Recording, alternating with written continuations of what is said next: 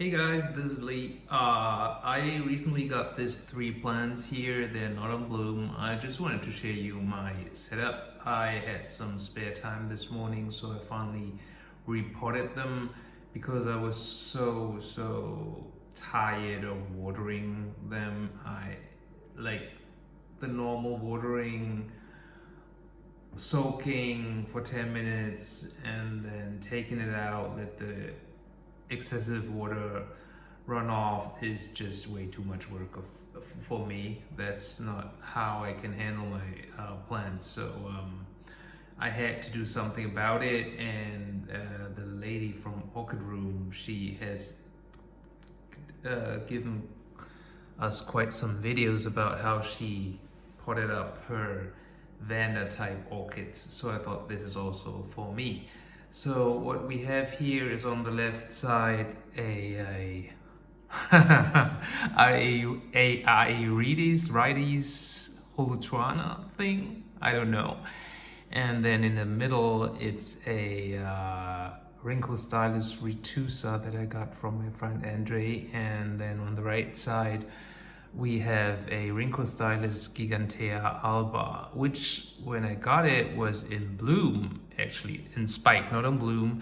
It was quite a good deal from an eBay internet person from France, and he sent me two. One had two flower spikes even.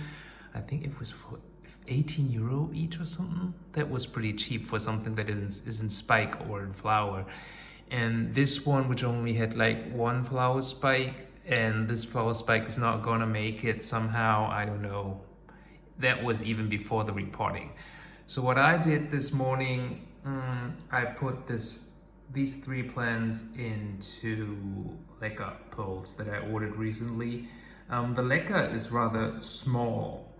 Andre and me, we found out if we use large size leca, the wicking effect is more difficult than if you use smaller leca pearls, and so we're using the small ones now.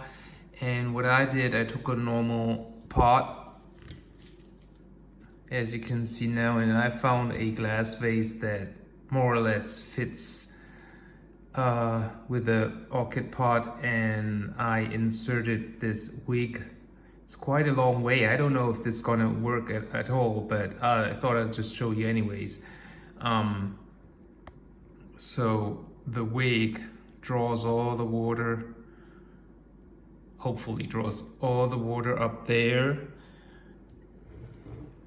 Let's see if I get it closer. Up there, and then up there, and then hopefully it distributes all the water up to the top.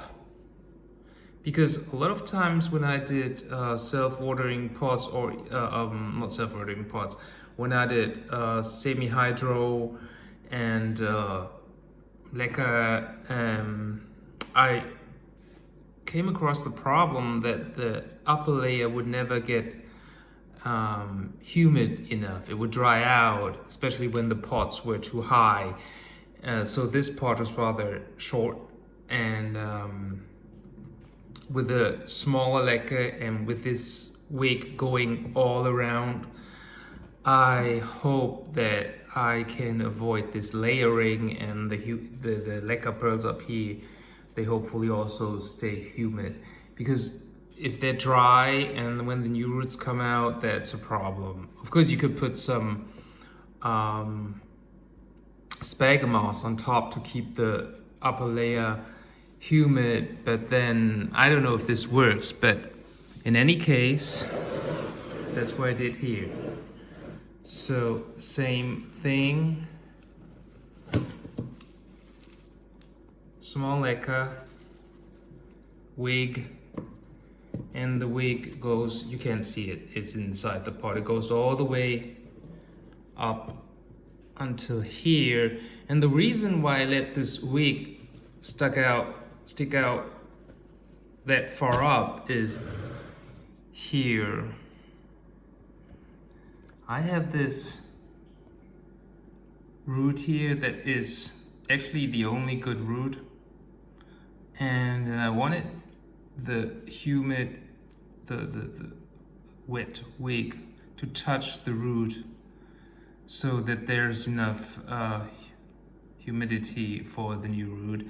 And I added some sphagnum moss. I don't know if this sphagnum moss will stay dry, always still humid and wet, or will just dry out. We will see.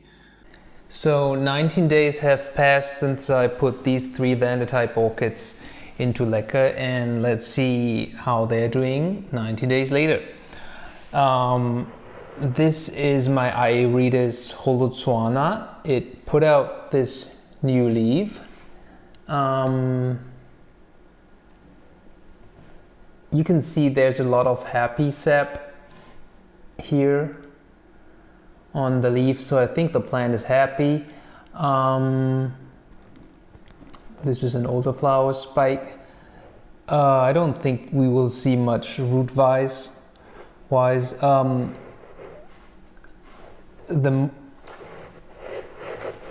The sphagnum moss that I put on top of it has dried out though.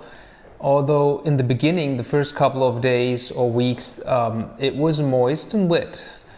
But this week is also dry, and then I took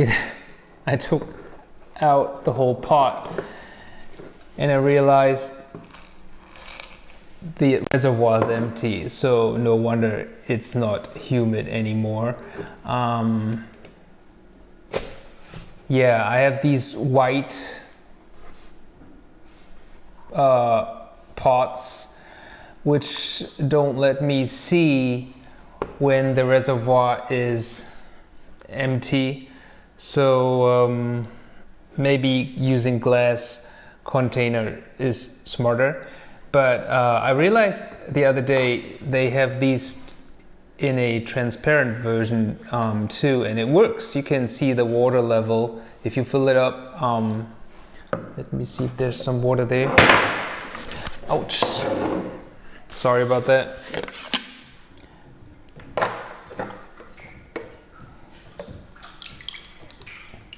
You can see the water level there, so I might change to these someday. Well, how about the other 2? This is my Rhynchostylis alba, which aborted the flower spike, so I just cut it off. But it didn't abort the flower spike because of the repotting, but I guess I have some kind of thrip problem. But what I wanted to show you is the water level is very low. It's all the way down there, but the wig really wigs up the water, and as you can see, it distributes the humidity all the way up there, and you can see the water drops here in the media. That shows me that the water is really nicely distributed, and it put out a new root which has been growing nicely, and the new leaf is also growing quite nicely.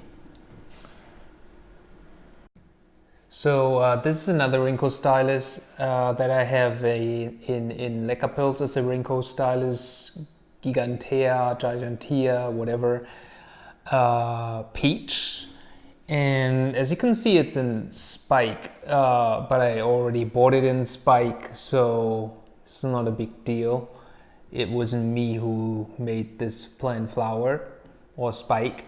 But I can tell you, when I first put it into leca, the spike didn't like it. It halted the development. It took a few weeks until the development of this spike and the formation of these buds took off again. And you can see there's a root there and there's a new root there. So it seems this setup is working. I'm keeping it under artificial light though. As you can see, the fog or the condensates, I don't know how to call it, goes all the way up to the top. All the way there. Only the very, very top layer doesn't show any water drops. So I'm quite confident that this wick here distributes the moisture all the way up, and I'm quite happy about that. And as you can see, it's not sitting in the water. Actually, the water level is below the bottom of this orchid pot, so it doesn't get too moist. Yeah, that's it for now. Have a great weekend, everybody.